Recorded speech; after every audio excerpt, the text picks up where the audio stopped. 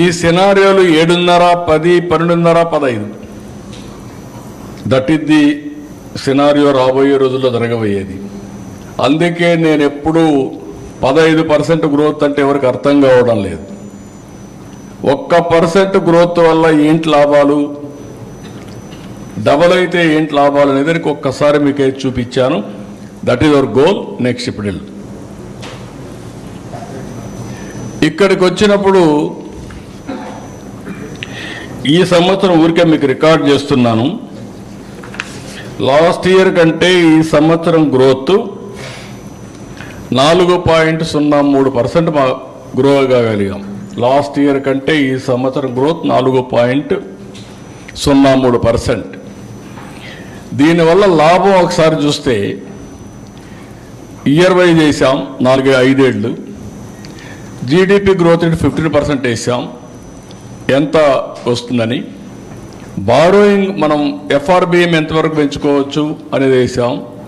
State own resources ఎంతవరకు వస్తాయని చెప్పి పెట్టాం. టోటల్గా ఎంతవరకు వస్తాయి. అడిషనల్ అమౌంట్ అవైలబుల్ ఇప్పటికీ దీనికి అవైలబుల్ మీరు చూస్తే 25-26కి 20,646 కోట్లు, 26-27 27,705 కోట్లు, 27-28 31,860 కోట్లు, 28-29 46,640 కోట్లు, 29-30కి 42,136 కోట్లు అదనంగా ఆదాయం వస్తుంది.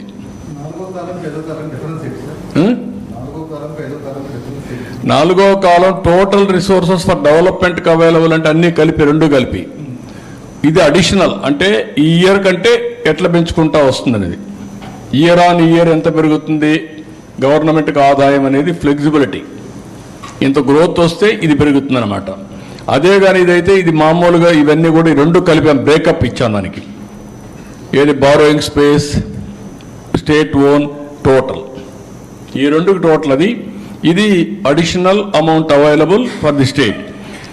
1% పెరిగితే ఎంత వస్తుందంటే ఫస్ట్ ఇయర్ 1,376, సెకండ్ ఇయర్ 1,847, మూడో సంవత్సరం 2,124, నాలుగో సంవత్సరం 2,442, ఐదో సంవత్సరం 2,809 కోట్లు 1% పెరిగితాయి. ఈసారి 4.03 పెరిగాం. 4.03 అంటే ఈ సంవత్సరం గ్రోత్ రేటు రఫ్గా ఎస్టిమేట్ చేసింది 12.94. 12.94 పెరిగిన దానికి 4.03 కంపేర్ టు లాస్ట్ ఇయర్. దానివల్ల దీన్ని 4 రెట్లు మీరు పెంచుకోవచ్చు. ఆ ఫిగర్ నేను చెప్పిన ఫిగర్ని అది మా వాళ్ళు అక్కడ వేయలేదు, దాన్ని డివైడ్ చేశాం.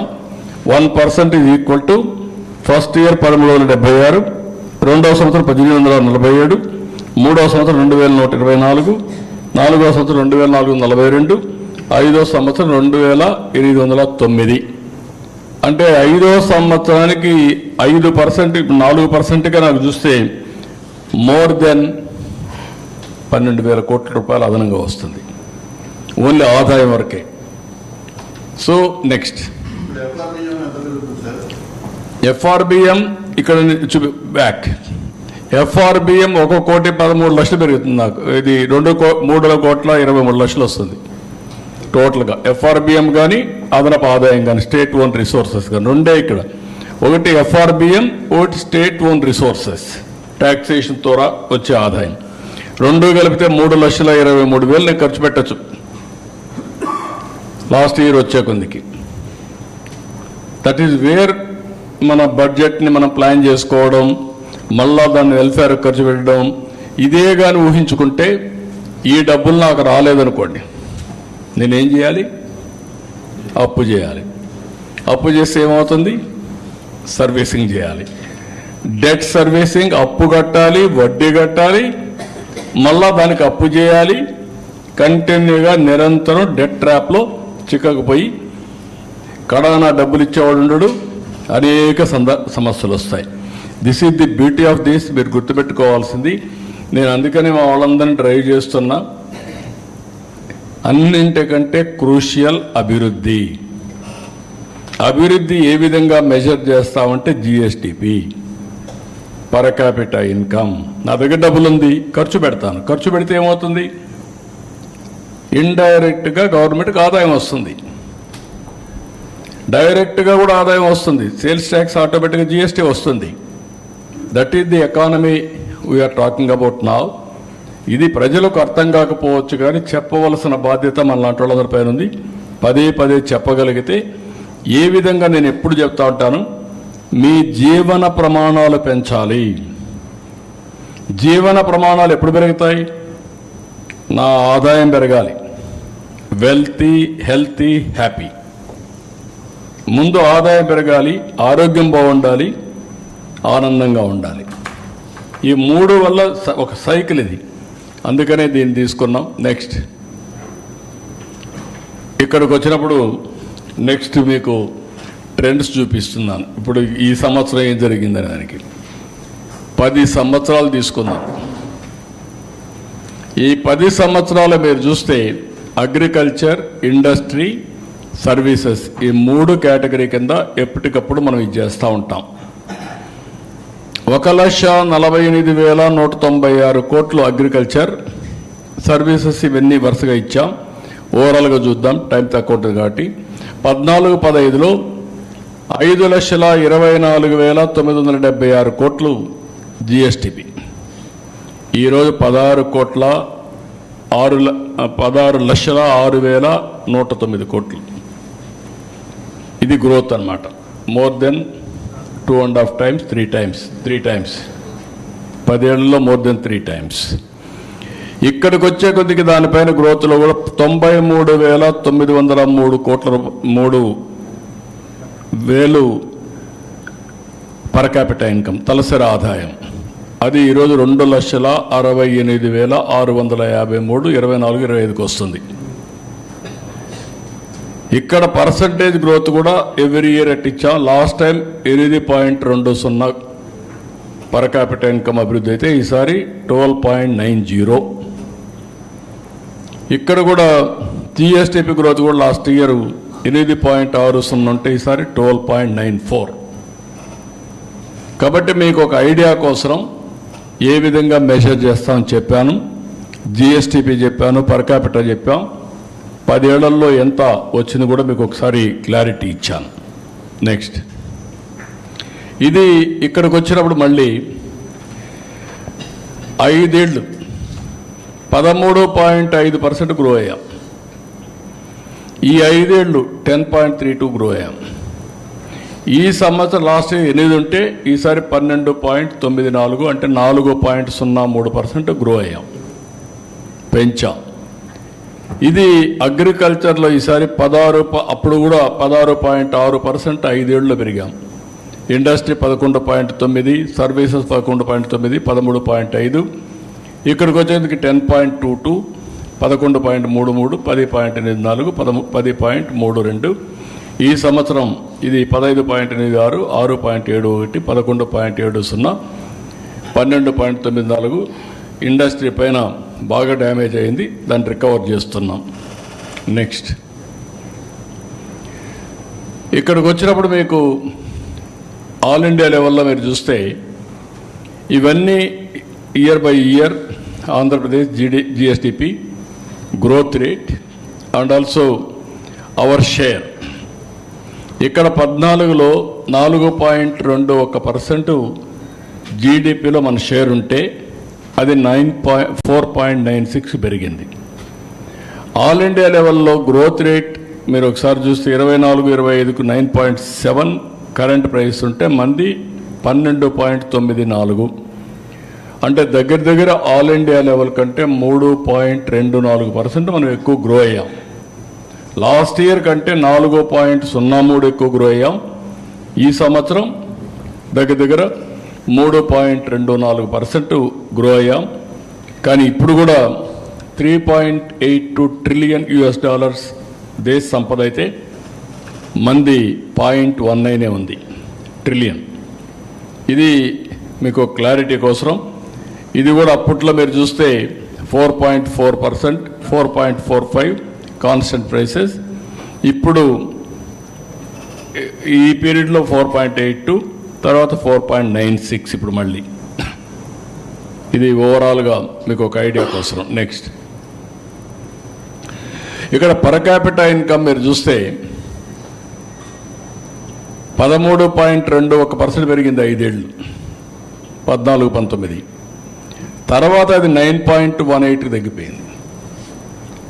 జిఎస్టిపి తగ్గిపోయింది, పర్ క్యాపిటా ఇన్కమ్ తగ్గిపోయింది, పర్చేసింగ్ కెపాసిటీ తగ్గిపోయింది. దగ్గర ఎంత పర్సంటేజు? 4.03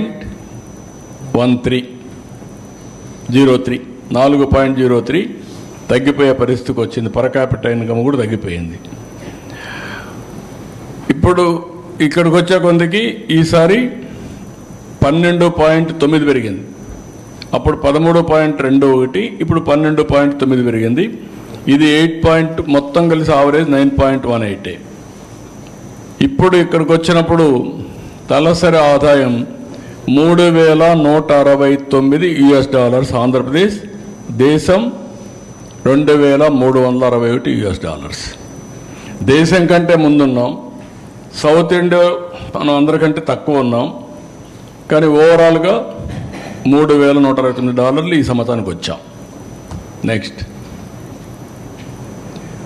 ఇది AP GSTP first advance estimates, FAE 2024-25కి ఫస్ట్ అడ్వాన్స్ ఎస్టిమేట్స్. ఇవి every government will do.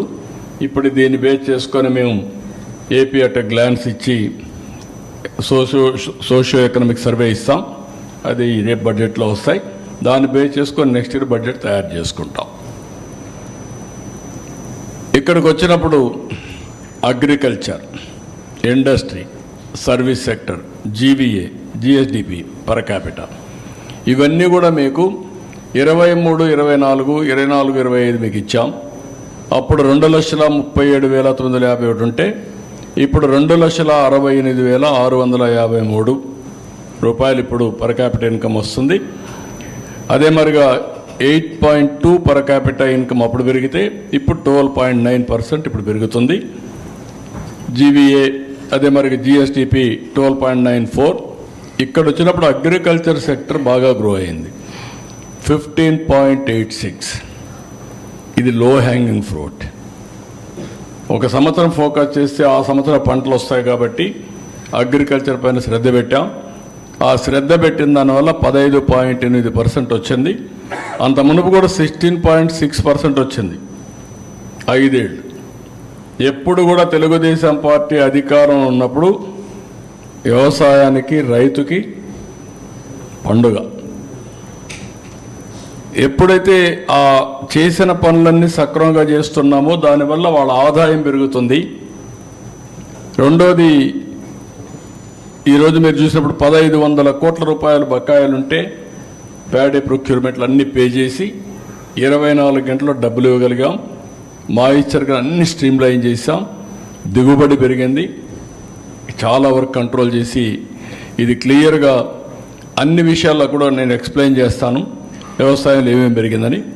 Industry sector మాత్రం 6.71 పెరిగింది. Service sector 11.7. ఆల్ ఇండియా లెవెల్లో అగ్రికల్చర్ 10% పెరిగింది, 6.6% ఇండస్ట్రీ పెరిగింది, 10.5% సర్వీస్ సెక్టర్ పెరిగింది. ఇది ఓవరాల్గా మీకు ఒక ఐడియా కోసం. దెన్ నెక్స్ట్, ఇక్కడికి వచ్చినప్పుడు మళ్ళీ ఇవి మొత్తం 3 సెక్టర్లలో పర్ క్యాపిటా ఇన్కమ్ ఇపక ఆల్ ఇండియా సేమ్. ఇది ఓకే, ఇది కాన్స్టెంట్ ప్రైసెస్. అంటే మామూలుగా కరెంట్ ప్రైసెస్లో మనం తీసుకుంటాం. కాన్స్టెంట్ ప్రైసెస్ పోతే తగ్గుతుంది. కాన్స్టెంట్ ప్రైసెస్ పోయినప్పుడు జిఎస్డిపి 9.24% ఇప్పుడు వచ్చాం. అదే లాస్ట్ ఇయర్ 6.18కి వచ్చారు. పర్ క్యాపిటా 5.84కి వచ్చారు. మనం 9.23కి వచ్చాం. ఆల్ ఇండియా లెవెల్లో మీరు చూసినప్పుడు GSTP 6.4, 5.3 per capita. All India లెవెల్లో తక్కువ ఉంది.